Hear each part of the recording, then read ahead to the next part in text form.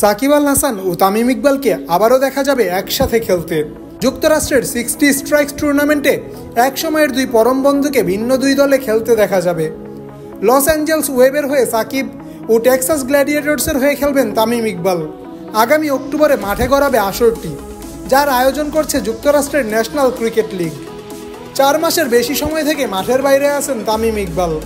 সবশেষ প্রাইম ব্যাংকের হয়ে ঢাকা প্রিমিয়ার লিগ খেলেন সাবেক এই tiger one day captain. Shakib Al হাসানও DPL খেললেও একে অপরের মুখোমুখি হতে হয়নি দুজনের। তবে সবশেষ বিপিএলে দেখা মিলে সাকিব তামিম দ্বৈরথ। যুক্তরাষ্ট্রের লিগে দল পাওয়ায় আবারও দেশের দুই তারকা ক্রিকেটার একে অপরের মুখোমুখি হওয়ার উপলক্ষ নিয়ে এলো। তামিম খেলার বাইরে থাকলেও খেলার মধ্যেই আছেন সাকিব। সবশেষ পাকিস্তান সিরিজে বল হাতে দারুণ অবদান রাখেন টাইগার অলরাউন্ডার। 2 টেস্টে শিকার করেন 5 উইকেট।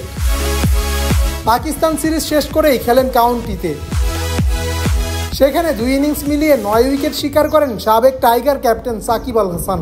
ভারত সিরিজের দলেও আছেন সাকিব। তামিমকেও দেখা যাবে ভারত সিরিজে, তবে দুজনের ভূমিকা এই সিরিজে হবে ভিন্ন। আন্তর্জাতিক ক্রিকেটের বাইরে থাকা তামিমের এই সিরিজে দেখা মিলবে ধারাভাষ্যকারের ভূমিকাতে। যুক্তরাষ্ট্র লিগে দুজনই দল পেলেও সাকিব আল হাসানের লিগটিতে খেলা নিয়ে রয়েছে শঙ্কা, কারণ সে সময়ে টাইগাররা ভারতের বিপক্ষে 3 ম্যাচের টি20 সিরিজ খেলবে। যুক্তরাষ্ট্রের 60 স্ট্রাইকস টুর্নামেন্টটি মাঠে গড়াবে 4 থেকে 14 অক্টোবর। একই সময়ে চলবে আবুধাবি টি10 এবং জিম আফ্রো টুর্নামেন্টও।